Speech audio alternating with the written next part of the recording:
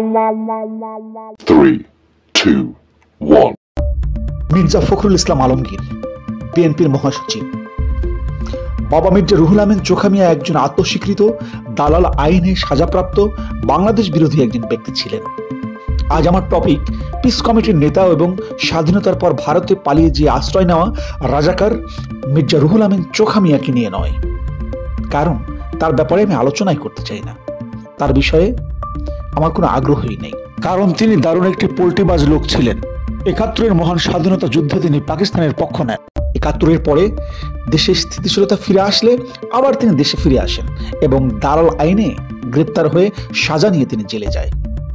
৭৫ পরবর্তী প্রেসিডেন্ট জিয়াউর রহমান ক্ষমতায় আসলে তিনি জেল থেকে মুক্তি পায় এবং বিএনপিতে যোগদান করে।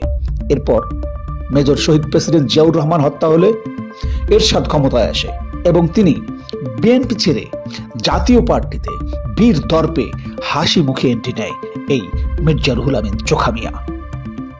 সুতরাং তাকে নিয়ে আলোচনার রুচি আমার নেই। যতটুকু বললাম তার নব্য চেতনা ব্যবসায়ীদের কান ডলা দিয়ে দেখিয়ে দেওয়া আর কি, মানে তাদের মনে করিয়ে দেওয়া যে রাজাকারদের নিরাপদ আশ্রয়স্থল হিসেবে তারা কিন্তু দ্বিতীয় অবস্থানে। মির্জা রুহুল আমিন চোখা মিয়ার গর্বিত সন্তান বিএনপির মহাসচিব মির্জা ফখরুল ইসলাম আলমগীর একদম বাপকা বেটা সিপাহী কা ঘোড়া যাকে বলে। বাকশালে যোগ দেওয়া মুজিববাদী ছাত্র সংগঠন ছাত্র ইউনিয়নের সাবেক ঢাবি শাখার সভাপতি এবং আপাদ মস্তক ভারতপন্থী বিএনপি নেতার অতীত রাজনৈতিক সক্ষমতা সম্পর্কে আমরা ভালো করেই জানি। ২০১৪ এবং ১৮ সালে আওয়ামী ফ্যাসিস্ট স্বৈরাচারী নির্বাচনে তার এবং তার অনুগত ভারতপন্থী আওয়ামী লেসপেন্সারি দালালদের আচরণ আমরা দেখেছি।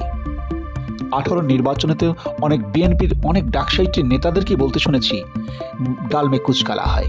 ফখরুলগণ টাকা খেয়ে আওয়ামী নির্বাচনের বৈধতা দিচ্ছে এবং সংসদে তাদের প্রতিনিধি রাখছে। শুধু প্রতিনিধি রাখছে না, প্লট বরাদ্দ নিচ্ছে, বেতন নিচ্ছে, আরও কত কি। ইভেন সংরক্ষিত মহিলা আসনে ব্যারিস্টার রুমিন ফারহানারা ক্ষমতা পেয়ে টিভি অনুষ্ঠানে আনন্দ নৃত্য করেছে, সেটাও আমরা দেখেছি। ইদানিং মির্জা ফখরুল সাহেবের যেন আওয়ামী প্রীতি উপচে পড়ছে, মানে মনের আবেগ বহুদিন পর মুক্ত বাতাসে মানে অন্তরের ভাবগুলোকে তিনি বের করে দিচ্ছেন। যখন বাকশালে মুজিববাদের বিরুদ্ধে ছাত্র জনতা সোচ্চার, ঠিক তখনই তিনি মুজিব প্রেম দেখিয়ে বক্তব্য দিচ্ছেন। আমার খুব খারাপ লেগেছে যখন আমি দেখেছি বিজয় সরণির সামনে শেখ মুজিবুর রহমানের যে মূর্তিটা ছিল, দেখি অসংখ্য মানুষ সেই মূর্তিকে দড়ি বেঁধে টেনে ইঁচড়ে ফেলে দিচ্ছে। স্বৈরাচার সরকারের সব অপকর্মের বৈধতা দিতে চাচ্ছেন, গণহত্যা সহ সব মামলা প্রত্যাহারের ঘোষণা দিচ্ছেন প্রকাশ্য মাইকে। আওয়ামী লীগ যে মামলা করছে আমরা সে মামলা করতে চাই না। যদি মামলা হয়ে থাকেও আমি আপনাকে কথা বলছি, সমস্ত মামলা তুলে নেওয়া হবে। যত মামলা আছে আওয়ামী লীগের বিরুদ্ধে আমরা সমস্ত মামলাগুলো তুলে নেব। ঠিক আছে, তুলে নেওয়া আছে কিছু। হ্যাঁ, আমরা ওই প্রতিহিংসা প্রতিশোধের রাজনীতি করবো না। মুজিবের ৭২ থেকে ৭৫-এর যে দুঃশাসন, সেটাকে অন্যান্য আওয়ামী শাহবাগী নেতাদের মতো ফখরুলও এককভাবে সেটা মুছে ফেলে দিতে চাচ্ছেন। এর জন্যই মূলত ফখরুল গঙ্গেরা ২৪-এর এমন ভয়াবহ গণহত্যা দেখার পরেও আওয়ামী লীগকে নিষিদ্ধের বিরুদ্ধে অবস্থান নেয়, ৭২-এর মুজিববাদী সংবিধানের বিরুদ্ধে অবস্থান নেয়, আর এখন ভারতীয় প্রেসক্রিপশনে জুলাই সনদের বিরুদ্ধেও এরা উঠে পড়ে লেগেছে। মির্জা ফখরুল সাহেব যখন বুঝতে পেরেছেন ৫ তারিখের পর তার দলের বিএনপির বিভিন্ন সংগঠন সারা দেশে যেভাবে চাঁদাবাজি, খুন, ধর্ষণ, হত্যাযজ্ঞ চালিয়েছে, তাতে তাদের ভোটের সংখ্যা একেবারে তলানিতে, এই জন্যে তাদের লুটপাটের সহযোগী হিসেবে আওয়ামী লীগকে কাছে টানতে চাচ্ছেন।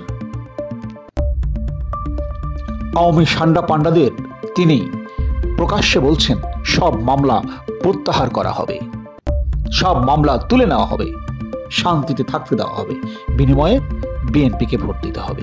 তিনি এটা বোঝাতে চাচ্ছেন। মির্জা ফখরুলের এই আওয়ামী তোষণ বক্তব্য যখন তরুণ প্রজন্ম ঘৃণাভারে প্রত্যাখ্যান করেছে, ঠিক তখনই বিএনপির পক্ষ থেকে একটি নাটকীয় বিবৃতি প্রকাশ করা হয়। একদম অস্বীকার করা একটা বিবৃতি। একদিকে যেমন মির্জা ফখরুল সাহেব আওয়ামী তোষণের রাজনীতি করছে, অপরদিকে আমরা দেখতে পারি তার উল্টো চিত্র। বাংলাদেশ জামাত ইসলামের আমির জামাত ডক্টর শফিক স্পষ্ট বলেছেন, আওয়ামী সকল অপকর্মের, অপকাণ্ডের এবং গণহত্যার সুস্পষ্ট বিচার তারা দাবি করছেন। বিশিষ্ট রাষ্ট্রবিজ্ঞানী দিলারা চৌধুরী বলেন, আওয়ামী লীগ ফেরত আসলে ভয়ঙ্কর রূপেই ফিরবে এবং সেটা বিএনপির কাঁধের উপরে ভর করে। দর্শক মণ্ডলী, ভিডিও শেষ করছি মির্জা ফখরুল ইসলামের মেয়ের জামাই ফাহাম আব্দুস সালামের একটি ভিডিও বার্তার বক্তব্যের একটি অংশ দিয়ে। তিনি বলেছিলেন, একটি দলের ফিউচার ল মেকাররা, সিনিয়র লিডাররা ন্যাংটা হয়ে আওয়ামী চাচ্ছে। কোন ধরনের ডেসপিকেবল মাদারচোদ আপনাদের দলকে চালায় একবার চিন্তা করেন। এটা আমার কথা নয়, এটা মির্জা ফখরুলের মেয়ের জামাই ফাহাম আব্দুস সালামের কথা। তার কথাটাই আজকে আমার মনে পড়ছে। তিনি যেন বলেছিলেন, কোন ধরনের ডেসপিকেবল মাদারচোদ, এই শব্দটা তিনি ইউজ করেছিলেন এবং ভোজবাজির মতো সেটা তার দলের দিকেই কিন্তু চলে গেল। ধন্যবাদ সকলকে, ধন্যবাদ। আসসালামু আলাইকুম।